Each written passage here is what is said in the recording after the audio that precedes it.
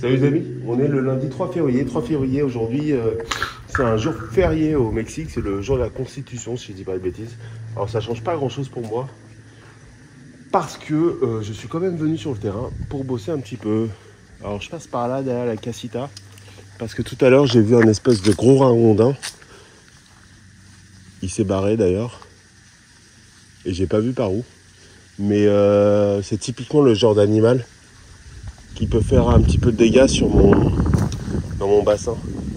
C'était comme un chat mais plus gros en fait, un peu obèse, un chat obèse. Sauf que ça se déplaçait pas comme un chat et c'était d'une couleur un petit peu marrante. Bon bah j'ai pas réussi à capturer les images. Enfin je pense pas, je vérifierai si j'y arrive. Je voulais mettre en insert mais sinon non. Alors la semaine dernière, il y a 2 semaines, je vous avais parlé d'une petite tentative d'effraction. Alors il y a eu des petites histoires dans Mérida en janvier. Rien de bien méchant. Mais du coup, on a acheté un... Comment ça s'appelle? Un espèce de film qu'on met sur les fenêtres pour empêcher de voir l'intérieur. Alors là, en journée, ça marche pas parce que j'ai 2 fenêtres qui sont face à face et qui génèrent de la lumière. Donc on voit l'intérieur. Mais comme en général, j'imagine que ce type de larcin, les gens vont le faire plutôt à la tombée de la nuit ou durant la nuit. Là, ils vont rien voir à l'intérieur.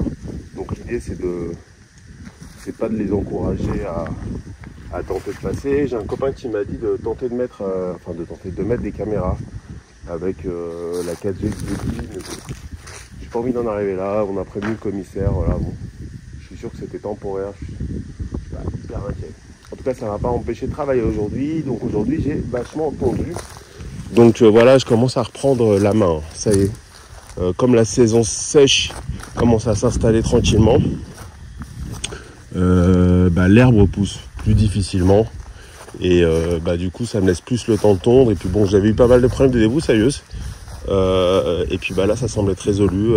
Elle marche comme un petit charme et du coup regardez sur la petite colline, donc là c'est hyper dense, hein. C'est hyper dense, donc du coup la machine elle galère un peu, j'utilise un peu de fil. Je pense que je vais quand même pouvoir le faire au fil, toute cette partie là, peut-être pas derrière le réservoir à eau parce que ça m'a l'air d'être des grands plans de tournesol, mais sinon pour le reste ça va. Donc là j'ai tendu pareil, j'évite de la laisser bien repousser l'herbe maintenant que c'est moi qui ai le dessus, donc ça ressemble à un petit gazon. Alors oui, c'est pas propice à la biodiversité, mais il y a des zones tout autour de la plantation qui font qu'il n'y a pas de problème avec ça.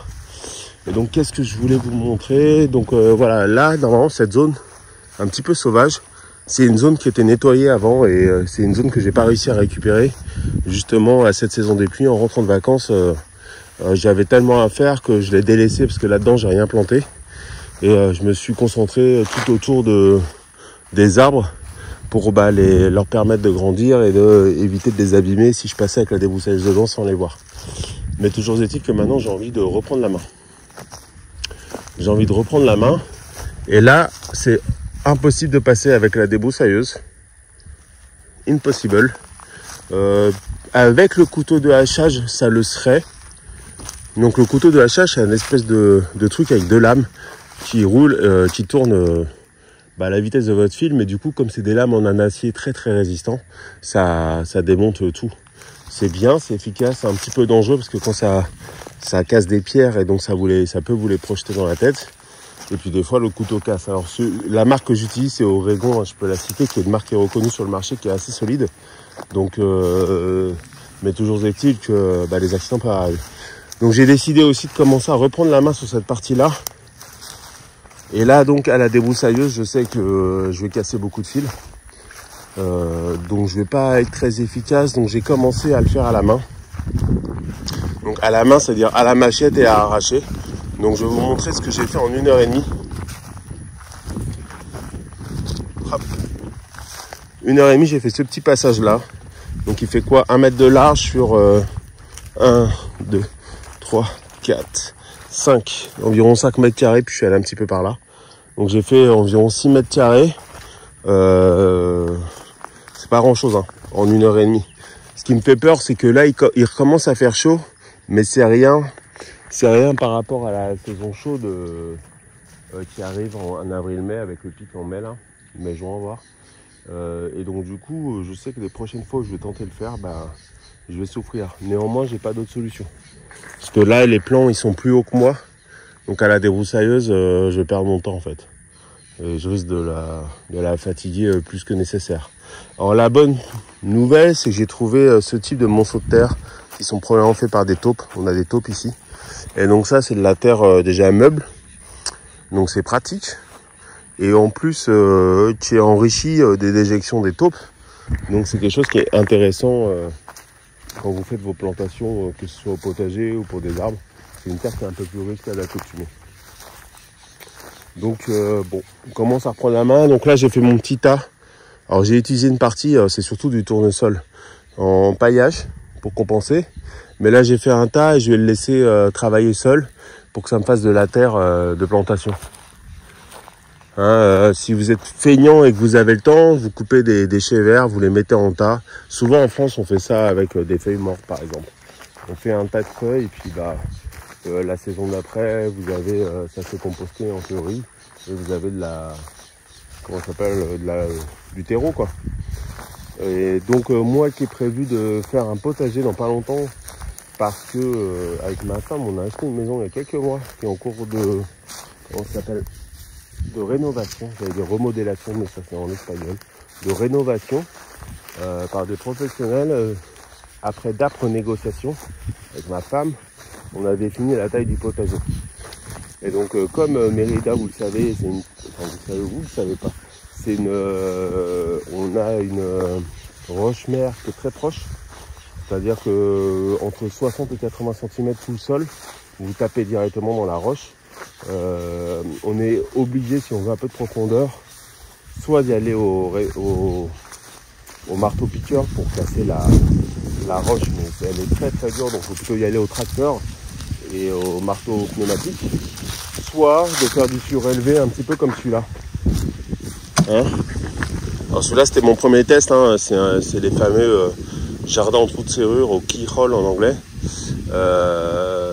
L'avantage, c'est que quand vous surélevez, vous rajoutez une... Alors, au fond, alors il y a plein de débats, mais moi j'ai mis de l'arbre mort. Donc d'ailleurs, vous voyez là, j'ai commencé à me faire une petite brouette de branches qui pourrissaient tranquillement sur mon terrain et qui m'embêtent. C'est-à-dire que ça, c'est des branches dans lesquelles je vais taper avec la double broussailleuse et qui vont m'abîmer mon fil.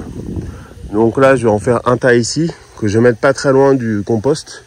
Pas du compost, de l'engrais que je suis en train de faire, de l'engrais fermenté, et que je vais humidifier régulièrement pour l'encourager à se désagréger. Et ça va me servir de base. J'en ai mis tout au fond de mon jardin surélevé, mon potager surélevé, j'en ai mis. Pourquoi? Parce que ça fait éponge, entre autres. Et voilà, ça permet de, on va dire, de garder une dose d'humidité importante dans la terre. Alors il y a plein de gens qui disent qu'il ne faut pas enterrer la matière organique. Là c'est vrai, et là du coup on l'enterre pas parce que si vous faites attention, c'est le jardin qui est surélevé, donc l'air passe par les parois, c'est pas étanche. Donc il y a un échange gazeux qui est fait et qui aide à la décomposition au sol, enfin ce qui est l'ancien sol, des troncs. Et donc du coup je vais mettre ça en base de mon futur potager, et par-dessus je vais mettre de la terre. Et je vais planter, comme tout le monde, mes petites tomates, mes petits trucs. Et ça va bien se passer, j'en suis sûr. Mais du coup, comme c'est dans quelques mois, je commence déjà à préparer ce bois-là. Parce que si vous donnez du bois comme ça, qui est encore vert, ça va jamais se décomposer, ça. Ce qui va se décomposer, c'est du bois pourri qui commence à moisir. Donc s'il est trop vert, ça marchera pas, quoi. Ça va se fossiliser. Donc il faut l'aider à se décomposer. Et puis pour l'aider à se décomposer, il faut de la chaleur et de l'eau et de l'humidité. Alors faut pas l'inonder, mais il faut l'humidifier régulièrement. Et ici, ça devrait être en accéléré parce qu'on a déjà la chaleur. Donc voilà. Sinon, qu'est-ce que j'ai fait? J'ai récolté encore du curcuma, donc il est super bien. On l'utilise, le curcuma, vous regardez les propriétés que ça a. C'est un médicament, le truc. Alors je ferai pas d'assertion, je suis pas médecin et machin, mais je vous laisse faire des recherches. Mais a priori, ça faciliterait la cicatrisation, ça aurait plein de propriétés bénéfiques pour le corps. Donc j'ai fait une nouvelle récolte, j'en ai plein encore, et j'en laisse. Et j'ai pris des petits morceaux des petits doigts, on va dire, que j'ai semé un petit peu partout. J'en ai là que je touche pas. Je crois comprendre, le curcuma, il est prêt à être récolté quand toutes les feuilles sont sèches comme là. Donc là, toutes les feuilles sont sèches et vous avez juste à tirer. Alors celui-là, il est plus gros que ce que je pensais. Ah bah là, vous en avez, hop, voilà. Et ça a une odeur vraiment de curcuma. On reconnaît l'orange du curcuma, donc c'est bien. C'est bien pour... vous ne pourrez pas faire plus frais que ça. Et évidemment, ça pousse dans des climats, j'imagine, tropicaux. Ça ne doit pas pousser... Enfin, j'imagine pas que ça pousse en France. Alors là, je vais en semer par là. Vous n'avez même pas besoin de vraiment beaucoup l'enterrer. Ça se débrouille. Là, j'ai un plant de tomates spontané qui est sorti. Du compost, hein, on voit les branches là. Qui sortent du compost. Je pense pas qu'il puisse donner beaucoup, mais on va voir. Il a commencé à faire des fleurs ici. Je sais pas si on voit. J'essaie de m'approcher. Ça là, hop, une fleur. Donc c'est marrant. Et puis j'ai récolté aussi un petit peu de citronnelle pour des amis.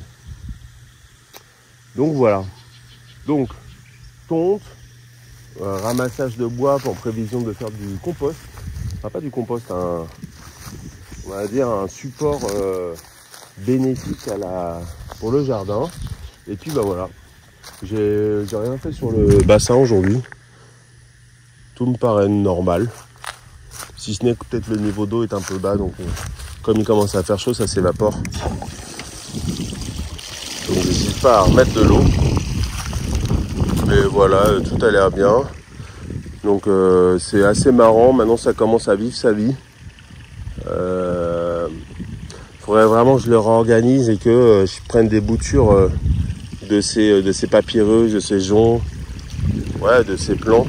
Regardez ce plant comment ça déborde là, pour que bah voilà, je puisse le disséminer un peu partout. Mais bon, c'est du temps, il faut que je jongle entre toutes les activités du terrain, donc je fais en fonction des priorités.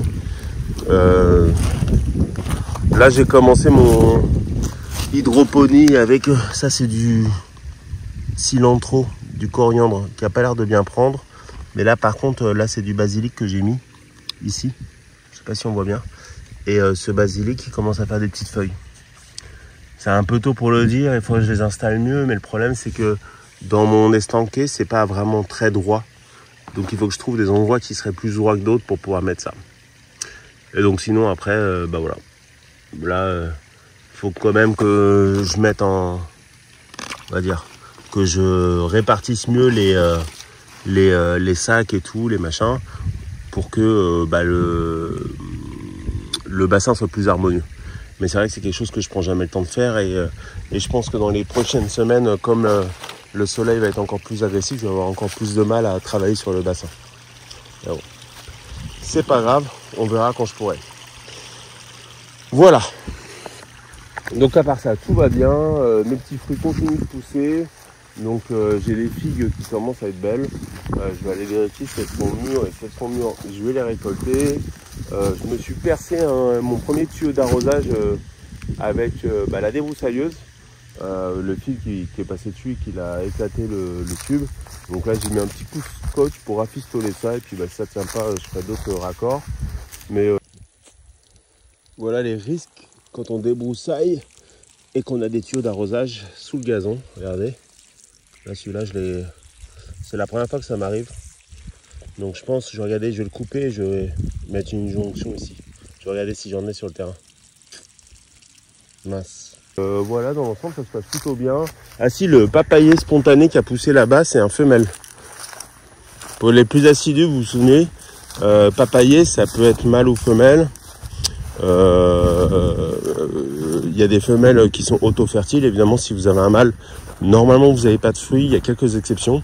En sachant que les rares fruits des mâles sont en général petits et pas super intéressants. C'est plutôt les femelles qui font des fruits. Et là, c'est une femelle que j'ai eue. Tiens, regardez ce citronnier-là. Il va bien. Il m'avait fait d'autres fleurs. Là, il y a un autre citron qui va apparaître. Donc ça, c'est cool. Donc on attend, mais voilà. Ce papayer-là, femelle, pourquoi? Comment on sait? Hop. Bah parce que là, regardez, là il y a des fleurs qui sortent. Et quand les fleurs sont au niveau du tronc, femelle. Quand c'est un mâle, les fleurs sont au niveau de des branches, au bout des branches. Donc après maintenant, à savoir si c'est la même espèce que j'avais avant, c'est-à-dire l'espèce sylvestre qui est auto-fertile, ou si c'est une autre espèce. Parce que j'avais essayé de semer des semences un peu, des semences de marandole, qui est une espèce un peu plus commune, qui fait des papayes beaucoup plus grosses. Donc on va voir si c'est celle-là qui a pris ou autre. Et dans tous les cas, je m'en moque parce que le papayer, c'est pas non plus le fruit le plus intéressant. En tout cas pour moi, il y a plein de gens qui l'aiment, mais moi je suis pas hyper papaye. Je suis plus intéressé par les manguiers là. Et j'attends impatiemment que mes manguiers soient en état de produire. Sinon les bananiers, ouais, je pense que le bananier, il va bientôt être à point. Donc j'ai plusieurs bananiers qui me font des rejetons. J'ai celui-là qui me refait un rejeton là. J'ai celui du fond qui me fait un rejeton. Je pense qu'il y en a un qui va sortir, celui qui est là-bas. Donc c'est bon, en banane, je vais commencer à être pas mal. Donc il n'y a plus qu'à être patient.